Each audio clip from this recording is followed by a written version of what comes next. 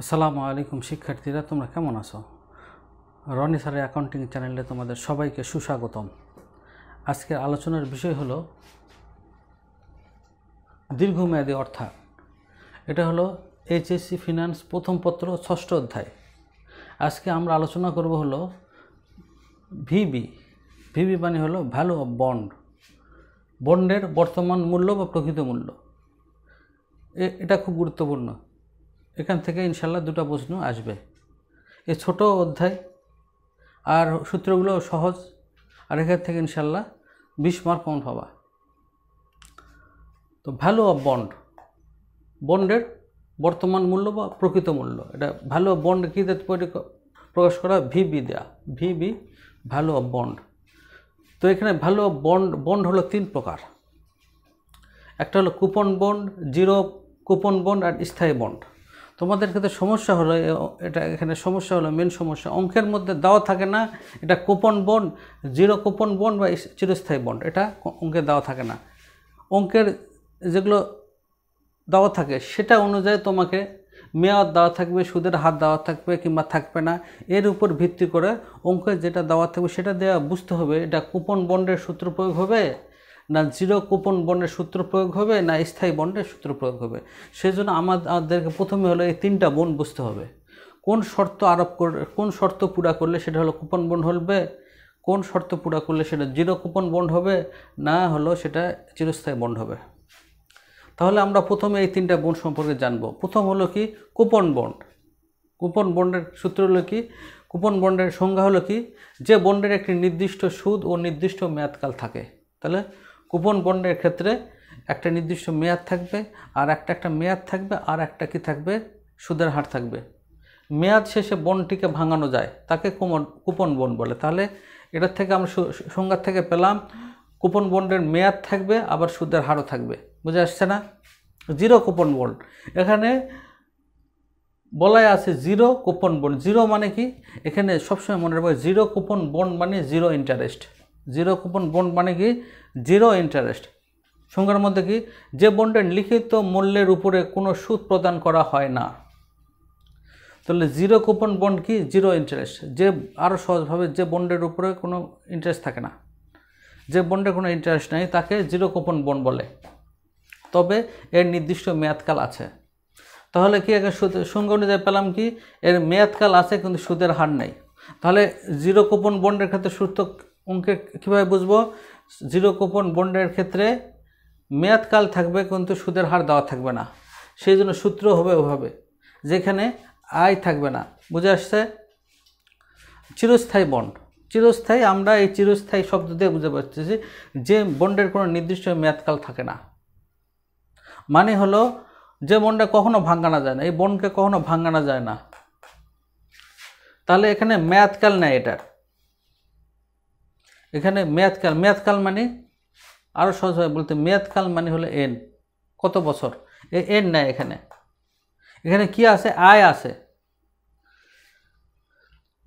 তাহলে যে কখনো ভাঙানো যায় না তাকে স্থায়ী বন্ড বা চিরস্থায়ী বন্ড বলে। এই বন্ডের নির্দিষ্ট সুদহার আছে, এখানে সুদহার আছে, আয় আছে। তাহলে আরও সংক্ষেপে কুপন বন্ডের ক্ষেত্রে কি? কুপন বন্ডের ক্ষেত্রে এন আছে, আয়ও আছে। এন মানে কি? মেয়াদ, বছর, কয় বছর। আর সুদের হার আয়। সুদের হার, এটা সুদের হার বা সুদের পরিমাণ, আয়। ঠিক আছে না? জিরো কুপন বন্ডে কি আছে? মেয়াদ মানে বছর আছে, কয় বছর সেটা আছে কিন্তু আয় নাই বা সুদের হার নাই। তারপরে কি? চিরস্থায়ী বন্ড। চিরস্থায়ী সংক্ষেপে কি? চিরস্থায়ী বন্ড মেয়াদ নেই, এটা স্থায়ী, সেজন্য মেয়াদকাল দেওয়া নেই, কত বছর সেটা দেওয়া থাকবে না, এন দেওয়া থাকবে না, কিন্তু সুদের হার বা সুদের পরিমাণ আছে। ঠিক আছে, এখন আমরা অঙ্কে যাই। অঙ্কের ক্ষেত্রে কি? এই 3টাকে আমরা বন্ড, যেহেতু এই 3টাই বন্ড, আমরা হলো ভিবি দ্বারা প্রকাশ করব। বন্ডের প্রকৃত মূল্য বা বর্তমান মূল্য আমরা কী দ্বারা প্রকাশ করব?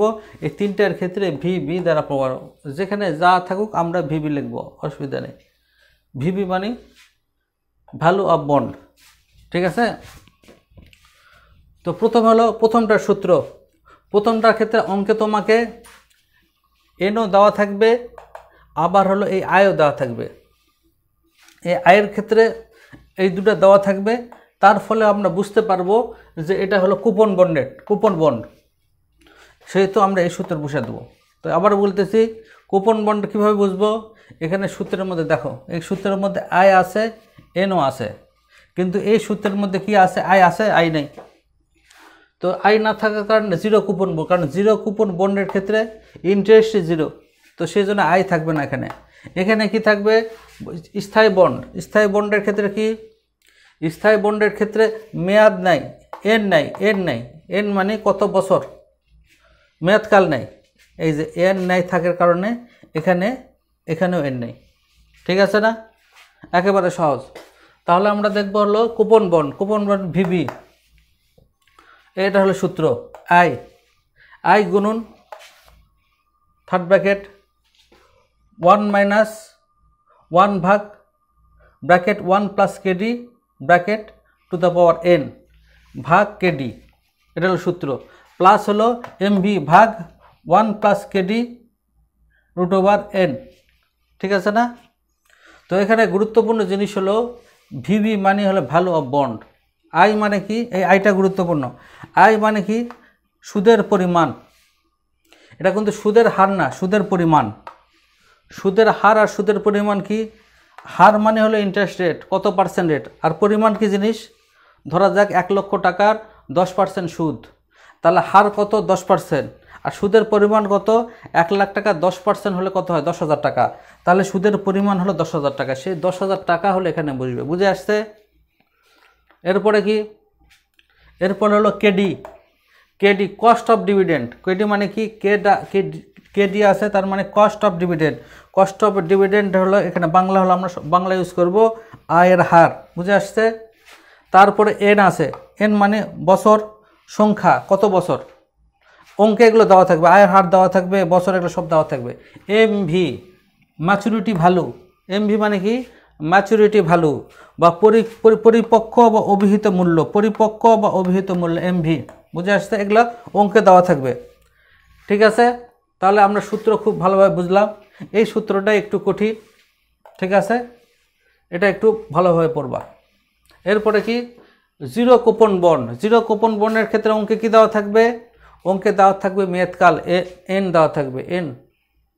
কিন্তু কি দেওয়া থাকবে না? জিরো মানে ইন্টারেস্ট জিরো, আই দেওয়া থাকবে না। সুতরাং সূত্রের মধ্যে আই নেই। ঠিক আছে? তো সেটা দেখে আমরা বুঝবো হলো এটা হলো অঙ্কে হলো আয়ের মান দেওয়া থাকবে না। সুতরাং এটা দেখে আমরা বুঝবো এটা জিরো কুপন বন্ড, ভিবি। এর সূত্র খুবই সহজ। এই যে আমরা কি করেছি, কুপন বন্ডের ক্ষেত্রে অঙ্ক করলাম, এই কুপন বন্ডের এই অংশই হলো জিরো কুপন বন্ড। সহজ সূত্র কি? এমভি ভাগ 1 plus KD to the power N. ঠিক আছে? এমভি মানে কি? Maturity value. কেডি মানে কি? কস্ট অফ ডিভিডেন্ড, আয়ের হার। এন মানে কি? বছর সংখ্যা। খুব সহজ অঙ্ক। এরপরে কি? আরও সহজ, স্থায়ী বন্ডের ক্ষেত্রে কি? মেয়াদকাল দেওয়া থাকে না, কারণ এর কোনো মেয়াদকালই নেই, এটা স্থায়ী। তো সেই জন্য এই মেয়াদকাল নেয় কি আছে? সুদের হার আছে, আয় আছে। তো আয়ের ক্ষেত্রে আয় সূত্র হলো কি? আই ভাগ কেডি, অঙ্ক শেষ। ভিবি সূত্র কি?